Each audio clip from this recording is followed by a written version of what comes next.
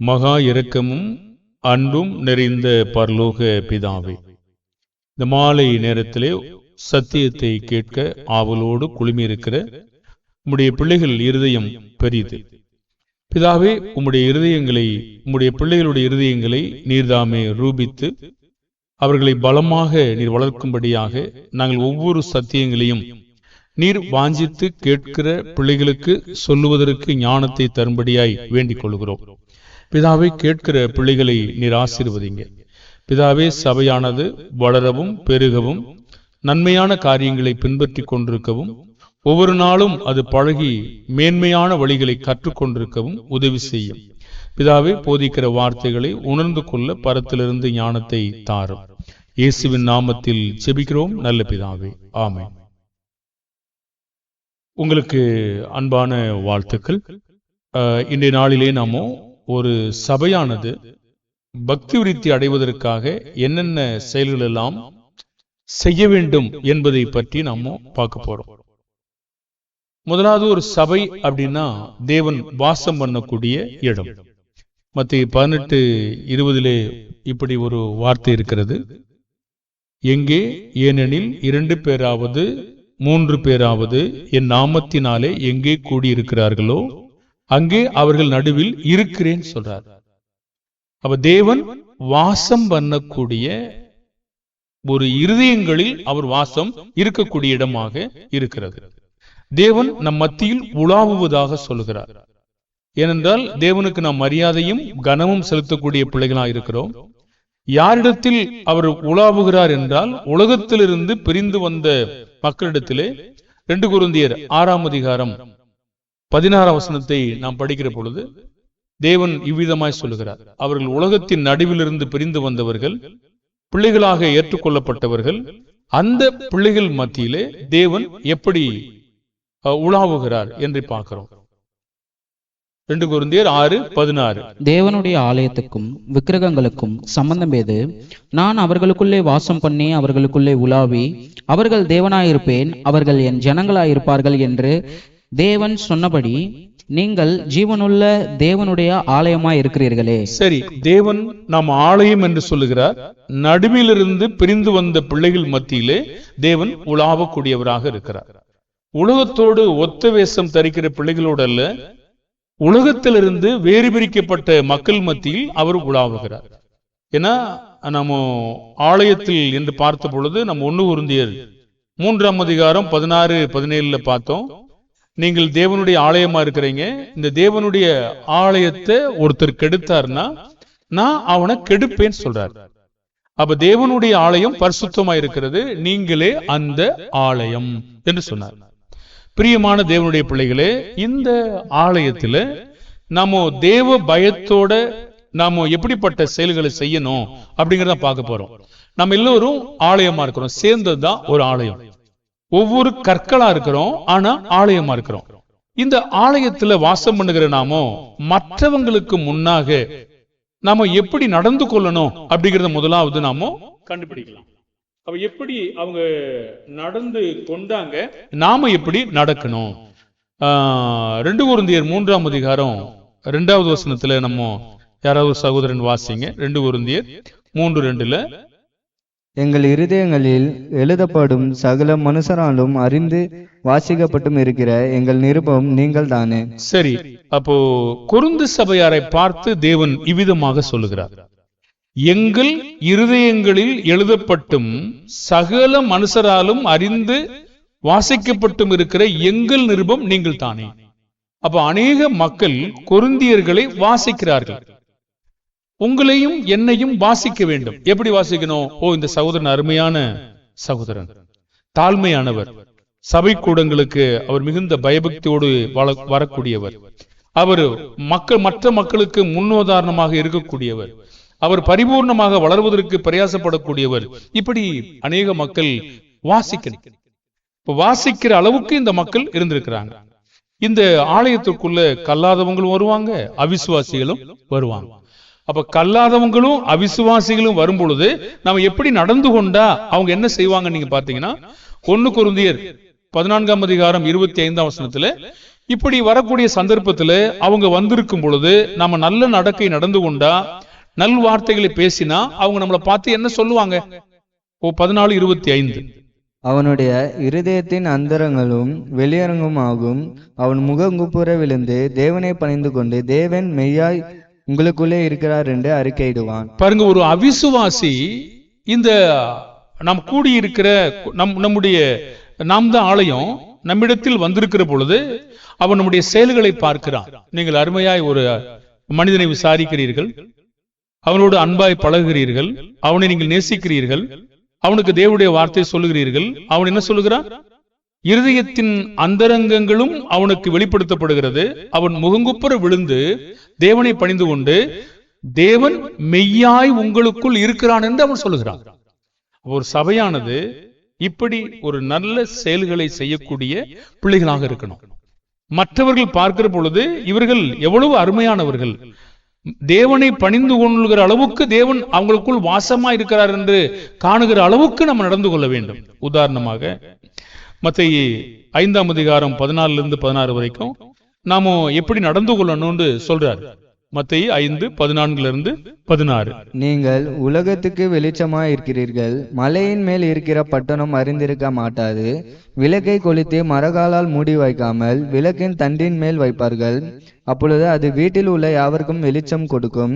இவ்விதமாய் மனுஷர் உங்கள் நற்கிரைகளை கண்டு பரலோகத்தில் இருக்கிற உங்கள் பிதாவை மகிமைப்படுத்தும்படி உங்கள் வெளிச்சம் அவர்கள் முன்பாக பிரகாசிக்க கடவுது.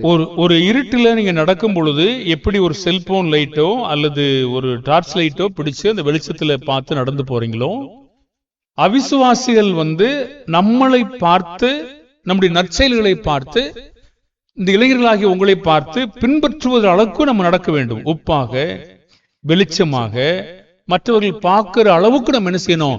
நல்ல நடக்கையுடையவங்களாகவும், நல்ல பேச்சு பேசக்கூடியவங்களாகவும், நல்ல செயல்களை செய்யக்கூடியவர்களாகவும், நல்ல வார்த்தைகளை பேசுகிற தேவனுடைய பிள்ளைகளாக இருந்தா உங்களை பார்த்து மெய்யாகவே நற்கிரிகளை கண்டு, 16 வசனம் என்ன சொல்லுது? நற்கிரிகளை கண்டு என்ன சொல்லுது? நற்கிரிகளை கண்டு பரலோகத்தின் தேவனை மகிமைப்படுத்துவார்கள். அப்போ ஆலயமாகிய நம்மிடத்திலே அந்த நற்கிரிகளை மற்றவர்கள் காணும்படி நாம் நடந்து கொள்ள வேண்டும். ஒரு சபையினுடைய வேலையே அதுதான். அப்படி நடக்கும் பொழுது ஊழியங்கள் தானாக பெருகிக் கொண்டே போகும். நம்ம அருகில் இருக்கிற இந்த இளைஞரை நம்ம ஏற்கனவே பார்த்திருக்கிறோம், இந்த வாலிப சகோதரியை பார்த்திருக்கிறோம், எவ்வளவு அருமையா நடக்கிறாங்க, அவங்க போற சபைக்கு நாமளும் போகணுமே அப்படிங்கிற ஒரு எண்ணம் அவங்களுக்கு உருவாகிற ஒரு அளவுக்கு நம்ம நடக்கணும். அப்படி நடக்கிற பொழுது நீங்க விளையாட்ட போறீங்க, இந்த விளையாட்டுல சில சகோதரோட பேசுறீங்க, உங்களுடைய நல்ல செயலை பார்க்கிறாங்க அந்த வாலிபர்கள். இவங்க எவ்வளவு அருமையான மக்களா இருக்காங்க, எவ்வளவு சாந்தமான மக்களா இருக்காங்க, எவ்வளவு அன்போடு நேசிக்கிற மக்களா இருக்கிறாங்க, நல்வார்த்தைகளை பேசுற மக்களா இருக்காங்க, இவங்க போற இடத்துக்கு நாம போகணுமே சொல்லி நம்ம வெளிச்சம் பிரகாசிச்சுட்டே இருக்கணும். நம்ம அப்படி நடக்கிறோமா? அப்படிதான் நடக்கணும். அப்படி நடந்ததுதான் அது மெய்யான காரியம். சபையினுடைய சகோதரர்களால் நற்சாட்சி நம்ம பெறணும். அப்போஸ்தலர் நடபடிகள் 16:1-2 இங்க ஒரு வாலிபன் இருக்கிறான்.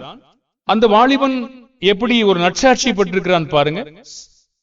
அப்போஸ்தலர் நடபடிகள் 16:1-2 பின்பு அவன் தெர்பைக்கும் லீஸ்திராவுக்கும் போனான். அங்கே தீமோத்தேயு என்னப்பட்ட ஒரு சீசன் இருந்தான். அவன் தாய் விசுவாசம் உள்ள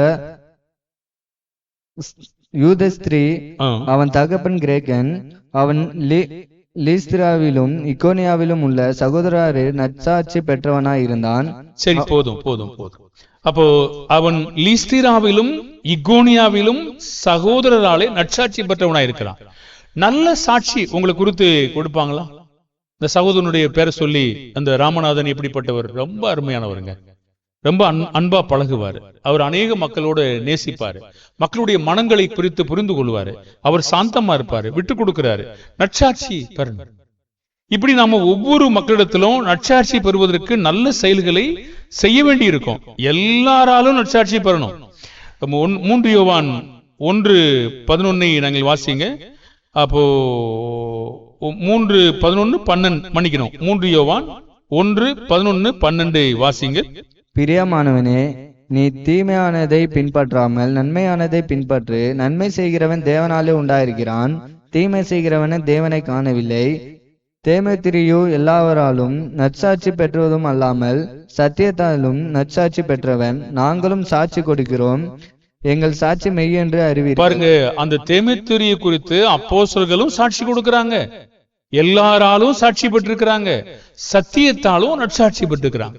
இந்த அளவுக்கு ஒரு வாலிப பிள்ளைகள் நீங்க நடப்பீங்கன்னா அந்த ஊழியங்கள் எவ்வளவு விரிவாக அது பெருகும் என்று பார்த்தீங்கன்னா ஆச்சரியமா இருக்கும். நாங்க நடந்தா அது பெரிய காரியம் கிடையாது. ஒரு வாலிப பிள்ளைகள் நடந்தாங்கன்னா அது மற்றவங்களால் பாராட்ட பெறும். ஒரு வாலிபன் உனக்கு கூப்பிட்டு கேட்டார், நித்திய ஜீவனை சுதந்திரித்துக் கொள்ள எந்த நன்மை செய்ய வேண்டும் என்று. உன் தாய் தகப்பனை கணம் பண்ணுவாயாகன்னு சொல்லி வரிசையா சொல்லிட்டே வராங்க. சிறுவயது முதல் நான் கை கொண்டிருக்கிறேன்னு சொன்னார். இப்படி அவர் அவனை பார்த்து அன்பு கூர்ந்தார். நாமும் நம்முடைய வாழ்க்கையில நல்ல நடக்கையுடையவங்களா நடக்கும் பொழுது நிச்சயமாகவே மற்றவர்கள் நம்மளை பார்த்து நல்ல சாட்சி கொடுக்கக்கூடிய மக்களாக இருக்கணும். நல்லொழுக்கமுள்ள ஒரு கிரியை செய்யணும்.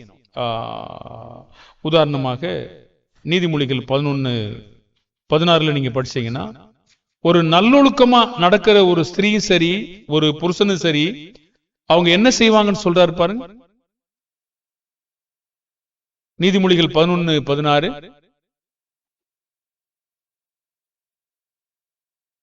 நல்லொழுக்கம் உள்ள ஸ்திரீ மானத்தை காப்பார்.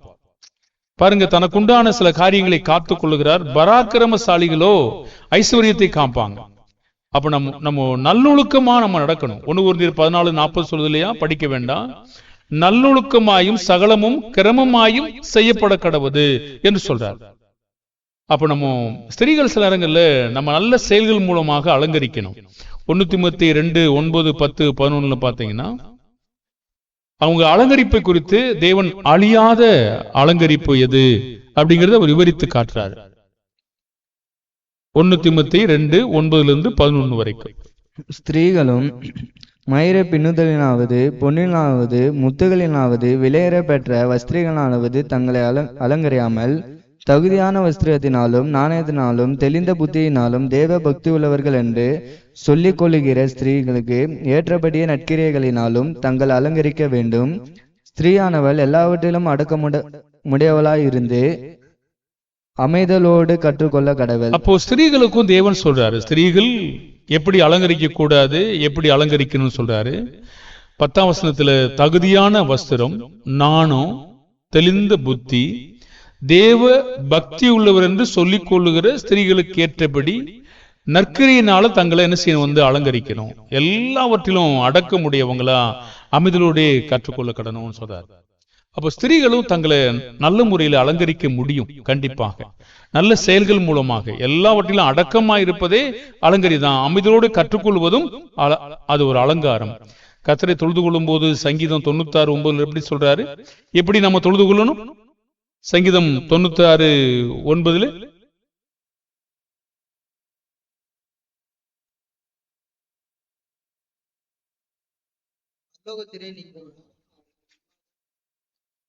பரிசுத்த அலங்காரத்தோடு கர்த்தரை தொழுது கொள்ளுங்கள், உலகத்தாரே நீங்கள் யாவரும் அவருக்கு முன்பாக நடுங்குங்கள் சொல்றார். பரிசுத்த அலங்காரம், உலகத்திலிருந்து பிரித்தெடுக்கப்பட்ட அலங்காரம். பாருங்க, உலகத்திலிருந்து பிரித்தெடுக்கப்பட்ட அலங்காரம் தேவனுக்கு பிரியமானது, தேவன் விரும்பக்கூடிய ஒன்று. அப்படிப்பட்ட அலங்காரத்தை நாம் ஒவ்வொரு முறையும் செய்யும் போது உலகத்தோடு ஒத்தில்லாம நம்ம நேர்மையானவர்களாக இருக்கிறோம். அதை பார்த்து அந்த மக்கள் சாட்சி கொடுக்கிற பிள்ளைகளாக இருக்கிறாங்க. இப்படி நம்ம வெளிச்சமா நடக்கணும். அப்போ நற்கிரியினால நம்ம அலங்கரிக்கிற பிள்ளைகளாக இருக்கணும். 1 Timothy 2:10 ஒரு வார்த்தை இருக்கு இல்லையா, தகுதியான வஸ்திரம், நானும் தெளிந்த புத்தி, தேவ பக்தி உள்ளவர் என்று சொல்லிக் கொள்ளுகிற ஸ்திரீகளுக்கு ஏற்றபடி நற்கிரிகளினால் தங்களை அலங்கரிக்கணும் அப்படின்னு ஒரு வார்த்தை இருக்கு. சாரால் அப்படித்தான் அலங்கரித்தார். அப்போ 1 Peter 3:5-6 சாரால் எப்படி ஆவிக்குரிய ஒரு அலங்காரத்தை உடையவளா இருந்தாள் என்று அந்த வேத வாக்கியம் சொல்லுகிறது. படிங்க 1 Peter 3:5-6. இப்படியே பூர்வத்தில் தேவனிடத்தில் நம்பிக்கையாய் இருந்த பரிசுத்த ஸ்திரீகளும் தங்களுடைய புருஷர்களுக்கு கீழ்ப்படிந்து தங்களை அலங்கரித்தார்கள். அந்தபடியே சாராள் ஆபிரகாமை ஆண்டவன் என்று சொல்லி அவனுக்கு கீழ்ப்படிந்திருந்தால், நீங்கள் நன்மை செய்து ஒரு ஆபத்துக்கும் பயப்படாதீர்களானால் அவளுக்கு பிள்ளைகளாய் இருப்பீர்கள். பாருங்க, நம்ம நினைக்கிறோம் அந்த மேக்கப் போடுறதுதான் அலங்காரம் அப்படின்னு நினைக்கிறோம். ஆனா தேவன் சொல்றாரு, கீழ்ப்படிதல் ஒரு அலங்காரம், நற்கிரியை ஒரு அலங்காரம், நல்லொழுக்கம் ஒரு அலங்காரம், நாணம் ஒரு அலங்காரம், தெளிந்த புத்தி ஒரு அலங்காரம். பாருங்க, இதெல்லாம் ஒரு அழகு, ரொம்ப பியூட்டி அது. அப்ப தேவனுடைய பிள்ளைகள் இந்த விதமான அழகை விரும்பக்கூடிய பிள்ளைகளாக இருக்கணும். இது வரைக்கும் சில செயல்களை பார்த்தோம். இன்னும் சில காரியங்கள் நம்ம பார்க்க போறோம். என்னன்னு கேட்டீங்கன்னா, கர்த்தருடைய பிள்ளைகள் இன்னும் வளர்ச்சி அடைவதற்காக நம்ம என்ன செய்யணும், கனம் பண்ணுதலில் ஒருவருக்கொருவர் முந்திக் கொள்ளணும். ரோமர் 12ஆம் அதிகாரம் 10ஆம் வசனத்திலே அதுவும் கூட ஒரு செயல். நம்மளை மற்றவங்களே அது முகசுலிக்க வைக்காம அருமையா இந்த ரிசப்ஷன் பார்த்திருக்கீங்களா? சில இடங்கள்ல வரவேற்பு அறையில பார்த்திருக்கீங்களா? வரவேற்பு அறையில அழகா வணக்கம் சொல்லுவாங்க. வாங்க, வெல்கம் சார், வாங்க வாங்க, என்ன வேணும் அப்படி கேட்பாங்க. அது வியாபாரத்திற்காக.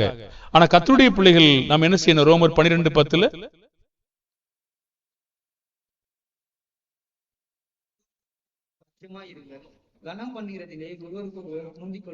கனம் பண்ணுதல் ஒருவருக்கொருவர் முந்திக் கொள்ளுங்கள். கனம்னா தோத்திரம் மட்டும் இல்லைங்க. பெரியவர்கள் வருகிறார்கள், நீங்க எழுந்து மரியாதை செலுத்துகிறீர்கள், கனம். பெற்றோர் உங்களுக்கு ஒரு வார்த்தை சொல்லுகிறார்கள், அதை ஏற்றுக்கொள்ளுகிறீர்கள், அது கனம். சபையின் மேய்ப்பர்கள் உங்களுக்கு ஒரு கட்டளை கொடுக்கிறார்கள், அதை மரியாதையாக ஏற்றுக்கொண்டு கீழ்ப்படுகிறீர்கள், அது ஒரு கனம். காவல்துறை அதிகாரிகள் உங்களுக்கு கட்டளை கொடுக்கிறார்கள், நீங்கள் தேவனுடைய கட்டளை அதிகாரிகள் என்று சொல்லி பயந்து அது கீழ்ப்படுகிறீர்கள், அது கனம். பாருங்க, கனம் பண்ணுதல் சொல்லும் போது இது மட்டும் இல்ல, ஒருவர் கொடுக்கிற கட்டளையை நாம் நிறைவேற்றும் பொழுது அதுவே ஒரு அருமையான கனம். அப்ப இது கூட நல்ல செயல். நீங்க பாக்குறீங்க, ஒரு சபையார் வர்றீங்க, பார்க்கும்போது வரும்போது நீங்க தோத்திரம் சொன்னீங்கன்னா அது ஒரு கனம். அப்ப இப்படி நம்ம வரவேற்கும் பொழுது ஒவ்வொரு செயல்களும் ஒரு கனமாக அது இருக்கிறது. கர்த்தர் அதெல்லாம் கட்டளையாக நம்ம சொல்லுகிறார். ரோமர் 13:7 படிச்சீங்கன்னா அதெல்லாம் நீ கண்டிப்பா செலுத்துங்கன்னு சொல்றார். நீங்க யாருக்கு என்ன செய்யணுமோ அதை கண்டிப்பா செலுத்துங்க. படிங்கதே ரோமர் 13:7. ஆகையால் யாவருக்கும் செலுத்த வேண்டிய கடமைகளை செலுத்துங்கள். எவனுக்கு வரியை செலுத்த வேண்டியதோ அவனுக்கு வரியையும், எவனுக்கு தீர்வையை செலுத்த வேண்டியதோ அவனுக்கு தீர்வையும் செலுத்துங்கள். எவனுக்கு பயப்பட வேண்டியதோ அவனுக்கு பயப்படுங்கள். எவனை கன பண்ண வேண்டியதோ அவனை கன பண்ணுங்க. என்னென்ன யாராருக்கு என்ன செய்யணுமோ யாவருக்கும் செலுத்த வேண்டிய கடமை. வரி செலுத்துறனா அது கடமை, எவனுக்கு தீர்வு செலுத்தணும்னா அது கடமை, அவனுக்கு தீர்வு செலுத்துங்க. எவனுக்கு பயப்பட வேண்டியதோ அவனுக்கு பயப்படுங்க. எவனை கனம் பண்ண வேண்டியதோ நீ கனம் பண்ணி தான் ஆகணும். கனம் பண்ண மாட்டேன் சொல்ல முடியாது. இதெல்லாம் ஒரு நற்செயல். அப்ப நற்செயலை நாம் பார்க்கிற பொழுது தானாகவே மற்ற மக்கள் நம்முடைய கிரியைகளை குறித்து கவனிக்கிறார்கள். அப்ப கவனிக்கிற பொழுது இவர்கள் தேவனுடைய பிள்ளைகள் என்று பார்க்கிறாங்க. நீங்க ஒரு இடத்துல பேசுறீங்க, அல்லது பூத்துல பேசுறீங்க, இல்ல உங்க செல்போன்ல பேசுறீங்க, யாரோ ஒருத்தர் கவனிக்கிறாங்க, அருமையா நீங்க தாழ்மையா பேசுறீங்க, கோவப்படாம பொறுமையா பேசுறீங்க. அப்ப அவங்க என்ன கண்டுபிடிப்பாங்க நம்மளை பார்த்து? இவங்க ஒரு தாழ்மையான மனுஷனாக இருக்காங்க, மிகுந்த மென்மையான பதில் சொல்றாங்க. அப்ப சில மக்களை பாத்தீங்களா, செல்போனை சொல்லிட்டே இருப்பாங்க. பாக்குறீங்களா, செல்போனை கையில வச்சுக்கிட்டு வண்டியில போகும்போதே ஆச்சு வச்சு சொல்லிக்கிட்டு சாச்சாச்சு போயிட்டு இருப்பாங்க. இது என்ன சொல்றதுன்னா, அவங்க அவ்வளவு கோபம் ஆயிட்டாங்க. அப்ப நாமும் யாருக்கு பயப்பட வேண்டியதெல்லாம் செய்யும் போது நம்முடைய செயல்கள் மற்றவங்களுக்கு மரியாதையை காட்டி மற்றவர்களை உள்ளே கொண்டு வரும். நம்முடைய நல்ல செயல்கள் எல்லாம் நம் பக்கமாக ஒருவரை இழுக்கும். முதியோர்களை நம்ம கனம் பண்ணணும். 1 Peter 5:5 படிச்சீங்கன்னா பெரியவங்களுக்கு நம்ம கனம் பண்ணணும். பெரியவங்களை நம்ம பார்க்கும் பொழுது, யாரோ உட்கார்ந்து இருக்கீங்க, இடம் இல்லை, எழுந்து இடமளிக்கிற வேண்டிய ஒரு சூழ்நிலையை நீங்க உருவாக்கணும். அவங்களுக்கு முன்னாடி எழுந்து நிக்கணும்.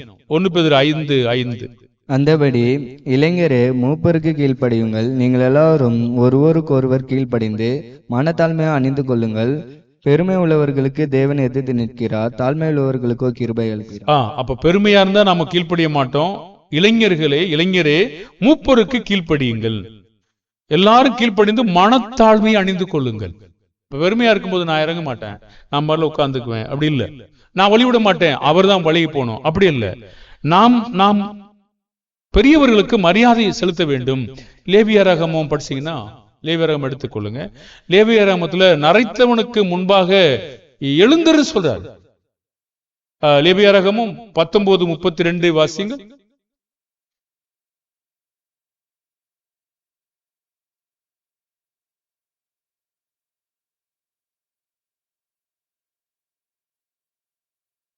அப்ப நரைத்தவனுக்கு முன்பாக எழுந்து முதிர் வயதுள்ளவன் முகத்தை கனம் பண்ணு சொல்றாரு. அப்போ பெரியவர்களை நீங்கள் பார்க்கிற பொழுது நிச்சயமாகவே கனம் கொடுக்கிற பொழுது நீங்க ஒரு கிறிஸ்தவர்களாக உங்களை அடையாளம் காட்டுகிறீர்கள். உதாரணமாக ரெகுபயாம் இருந்தார். 1 ராஜாக்கள் 12:6-14 வரைக்கும் படிக்க வேண்டாம், நீங்க தெரிஞ்சு வச்சுக்கொள்ளுங்க. 1 ராஜாக்கள் 12:6-14 வரைக்கும் ரெகுபயாம் முதியோர் சொன்ன ஆலோசனையை தள்ளிவிட்டு, அது 12:8 கரெக்டா சொல்றார். முதியோர் தனக்கு சொன்ன ஆலோசனையை அவர் தள்ளிவிட்டு தன்னுடைய வளர்ந்த தன் சமூகத்தில் இருக்கிற வாலிபரோட ஆலோசனை பண்ணி, 13ஆம் வசனம் சொல்றாரு, ராஜா முதியோர் தனக்கு சொன்ன ஆலோசனையை தள்ளிவிட்டு வாலிபருடைய ஆலோசனைப்படி அவங்களோட பேசின்னு சொன்னார். ஜனங்கள் கீழ்ப்படியில. அப்போ முதியோருடைய நல்ல ஆலோசனைகளை நீங்கள் கேட்கணும். அப்ப சபையின் மூப்பர்களுக்கு நீங்க எத்தனை கனத்தை செலுத்தணும்? சபையின் மூப்பர்கள் உங்களுக்கு ஒரு கட்டளை கொடுக்கும் பொழுதோ, தேவனுடைய கட்டளை கொடுக்கும் பொழுது நீங்க என்ன செய்யணும்? 1 தெசலோனிக்கேயர் 5:12-13 சொல்றாரு, நீங்க அதை எப்பவுமே தவற விடக்கூடாது, கவனமா வைத்துக்கணும். இளைஞர்களுக்கும் சரி, சபையாருக்கும் சரி, தேவனுக்கு பயப்படும். ஒரு கட்டளையை நிறைவேற்றும் போது நாம தேவனுக்கு பயப்படுகிறோம். 1 தெசலோனிக்கேயர் 5:12-13 12ஆம் வசனமும் 13ஆம் வசனம் மைக்ல வாசிங்க. அன்றியும் சகோதரரே, உங்களுக்குள்ளே பிரயாசப்பட்டு கர்த்தருக்குள் உங்களை விசாரணை செய்கிறவர்களாய் இருந்தும் உங்களுக்கு புத்தி சொல்லுகிறவர்களை நீங்கள் மதித்து அவர்களுடைய கிருபை நிமித்தம் அவர்களை மிகவும் அன்பாய் எண்ணிக்கொள்ளும்படி உங்களை வேண்டிக் கொள்கிறோம். உங்களுக்குள்ளே சமாதானம் இருங்கள். மேலும் சகோதரரே, போதும். புத்தி சொல்லுகிறவர்களை நீங்கள் மதித்து அவர்களுடைய கிரியில் நிமித்தம் அவங்க என்ன செய்ய, அன்பாய் எண்ணிக்கொள்ளும்படி உங்களை வேண்டிக் கொள்ளுகிறேன் சொல்றார். சரி, அவங்களை ஏன் நீங்க கனம் பண்ணும்? எதுக்காக அவங்களை நீங்க கனம் பண்ண கர்த்தர் கட்டளையிட்டு இருக்காரு? எதற்காக அந்த கட்டளை கொடுத்திருக்காருன்னா, அன்றியும் சகோதரரே உங்களுக்குள்ளே பிரயாசப்பட்டு, ஒரு வார்த்தை இருக்கா, உங்களுக்குள்ளே பிரயாசப்பட்டு. பிறகு சொல்றாரு, உங்களை விசாரணை செய்வதா இருக்கிறவர்களே நீங்க என்ன செய்யுங்க, மதிங்க அப்படின்னு சொல்றாரு. உங்களுக்குள்ளே பிரயாசப்பட்டு கர்த்தருக்குள் உங்களை விசாரணை செய்வதா இருந்து உங்கள் புத்தி சொல்லுகிறவர்களை நீங்க என்ன செய்யலாம், மதியுங்கள் என்று சொல்றாரு. பாருங்க, அப்ப அவங்களுக்கு அவங்களுடைய கிரிகளுக்காக நீங்க அவங்களை அன்பா எண்ணுங்க. இதெல்லாம் நல்ல செயல். ஒவ்வொரு பிள்ளைகளும் அப்படி செய்கிற பொழுது மற்றவர்களும் அப்படி செய்வாங்க. வேண்டிக் கொள்கிறோம், உங்களுக்குள்ளே சமாதானமா இருங்கள். எபிரேயர் 13ஆம் அதிகாரம் 7ஆம் வசனத்துல சொல்றாரு, வேத வசனத்தை உங்களுக்கு போதித்து உங்களை நடத்தினவர்களை நீங்கள் நினைத்து அவர்களுடைய நடக்கையின் முடிவை நன்றாய் சிந்தித்து அவர்கள் கீழ்ப்படிந்து அடங்குங்கள் அப்படி சொல்றார். அப்போ மன்னிக்கணும், நினைத்த நடக்கையின் முடிவை நன்றாய் சிந்தித்து விசுவாசத்தை பின்பற்றுங்கள் அப்படி சொல்றார். அவங்க என்ன விசுவாசம் உடையவங்களா இருக்காங்களோ அதை பின்பற்றுங்க. ஏன் அப்படி கீழ்ப்படிந்து அடங்கணும்? எபிரேயர் 13:17 வாசிங்க. உங்களை நடத்துகிறவர்கள் உங்கள் ஆத்துமாவுக்காக உத்தரவாதம் பண்ணுகிறவர்களாய் விழித்திருக்கிறவர்களானபடியால் அவர்கள் துக்கத்தோடு அல்ல சந்தோஷத்தோடு அதை செய்யும்படி அவர்களுக்கு கீழ்ப்படைந்து அடங்குங்கள்.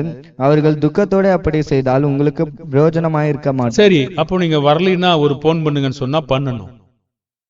நீங்க வர்றோம்னு சொன்னா அதுக்கு ஒரு போன் பண்ணுங்கன்னா பண்ணிடணும். இல்ல தாமதமா வரேன்னா பண்ணணும். இன்னைக்கு காலையில வர மாட்டேன் மாலையில வருவேன்னா பண்ணணும்.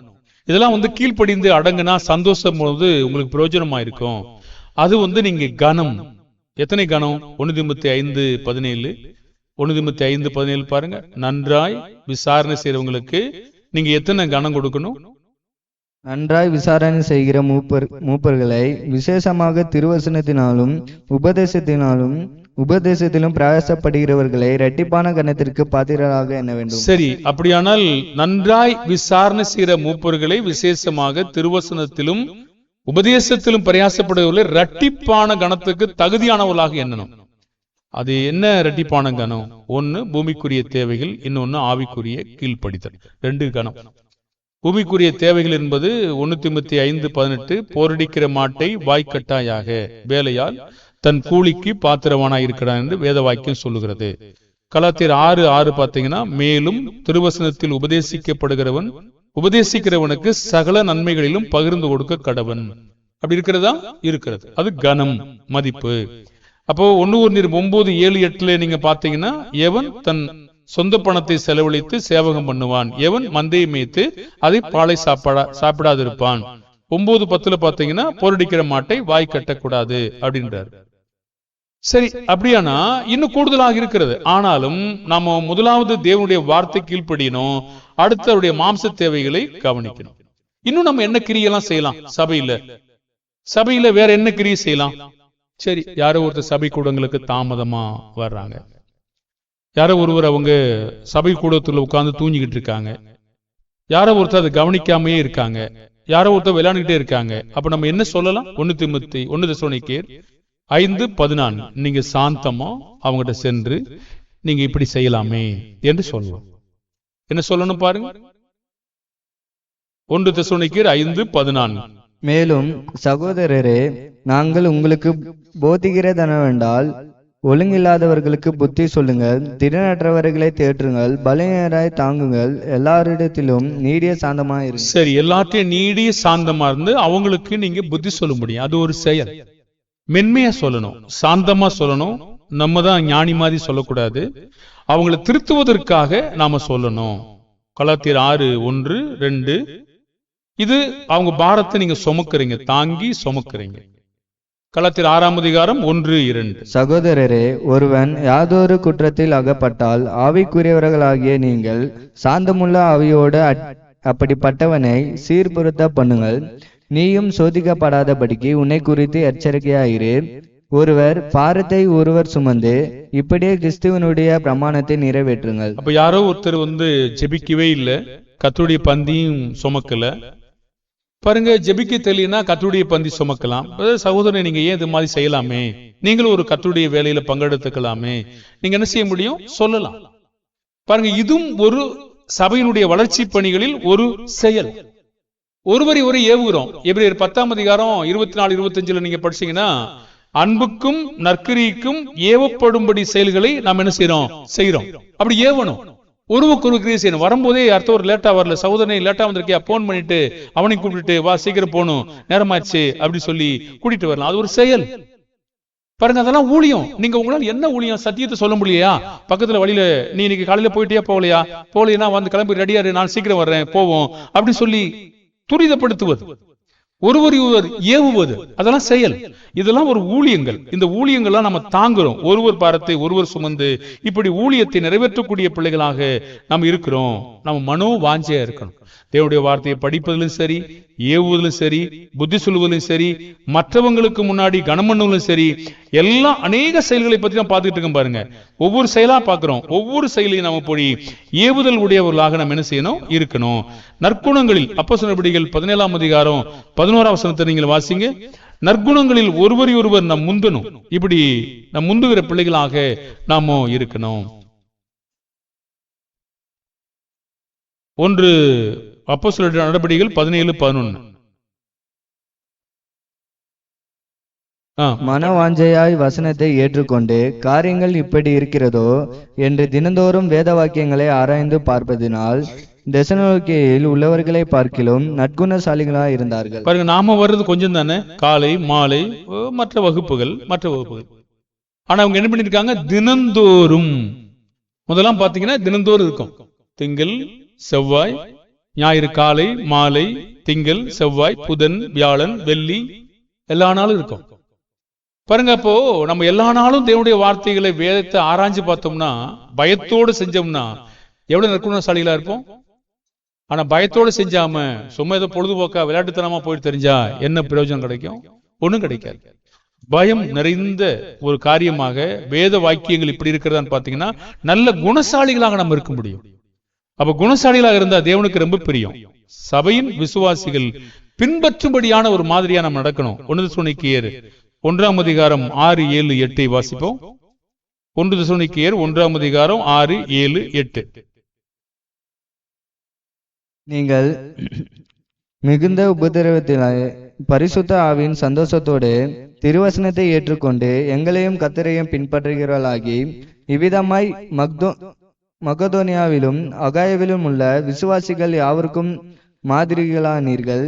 எப்படியெனில் உங்களிடத்தில் இருந்து கர்த்தருடைய வசனம் மக்கதோனியாவிலும் அகாயாவிலும் தொனித்ததும் அல்லாமல் நாங்கள் அதை குறித்து ஒன்றும் சொல்ல வேண்டியதாய் இராதபடிக்கு தேவனை பற்றின உங்கள் விசுவாசம் எங்கும் பிரசித்தமாயிற்று. என்ன சொல்றாரு? நீங்கள் மிகுந்த உபத்திரவத்திலே பரிசுத்த ஆவியின் சந்தோஷத்தோட திருவசனத்தை ஏற்றுக்கொண்டு எங்களையும் கர்த்தரையும் பின்பற்றுவதாகி. ஏன் கர்த்தரை மட்டும் பின்பற்றுவான்? ஏன்னா அவங்களையும் பின்பற்றுறாங்க பாருங்க. அவங்க என்ன விசுவாசத்தை கொண்டிருக்காங்களோ அவங்களையும் அவங்க பின்பற்றிட்டு இருக்காங்க. இவ்விதமாக அதன் மூலமாக மக்கதோனியாவிலும் அகாயாவிலும் இருக்கக்கூடிய விசுவாசிகள் யாவருக்கும் அவங்க மாதிரியானது இருக்காங்க. நீங்களும் நானும் அப்படி நடக்கிறோமா? ஒரு கணக்கு உங்களுக்கு போடுவாங்க, பாட புஸ்தகத்துல கணக்கு கொடுப்பாங்க. அது சின்ன பிள்ளையில இருந்து இப்ப வரைக்கும் கொடுக்குறாங்களா எனக்கு தெரியாது. ஒரு மாதிரி அப்படின்னு கொடுப்பாங்க, மாதிரி கணக்கு போட்டு காட்டுவாங்க. அப்போ இந்த மாதிரி அப்படிங்கிறது அதை பின்பற்றி தான் மற்ற கணக்குகளை போடணும். இதுதான் ஃபார்முலா என்று சொல்லி தருவாங்க. அப்ப நம்ம ஒரு விசுவாசிகளுக்கு இவ்விதமான மாதிரியா இருந்தா அது எவ்வளவு ஆச்சரியம். சரியாய் நடப்பதற்கு அது நமக்கு உதவி செய்யும். எப்படி சொல்றாரு, எப்படி அவங்க மாதிரியா இருந்தான்னு சொல்றாரு 8ஆம் வசனத்துல, உங்களிடத்திலிருந்து கர்த்தருடைய வசனம் மக்கதோனியாவிலும் அகாயாவிலும் துணித்ததும் அல்லாமல் நாங்கள் அதை குறித்து ஒன்றுமே சொல்ல வேண்டியதில்லை. தேவனை பற்றின உங்கள் விசுவாசம் எங்கும் பிரசத்தமாச்சென்றார். எவ்வளவு ஆச்சரியம். இப்படி நீங்க கர்த்தருடைய பிள்ளைகளுக்கு நடக்கையிலும் செயல்களிலும் சுவிசேஷம் அறிவிப்பதிலும் நற்குணசாலி ஆவதிலும் உப்பாய் இருப்பதிலும் வெளிச்சமாய் இருப்பதிலும் நற்கிரியை செய்வதிலும் ஒழுங்கில்லாதவங்களுக்கு புத்தி சொல்லுவதிலும் இப்படி நீங்க மாதிரியா இருந்திருக்கீங்களா? இதெல்லாம் இருக்கா? வேதத்துல இருக்கா? சரி, கர்த்தர் சித்தமானால் அடுத்த வாரத்துல இதை கொஞ்சம் எனக்கு நினைவு இருந்தா பார்க்க உங்களுக்கு சொல்லித்தர்றேன்.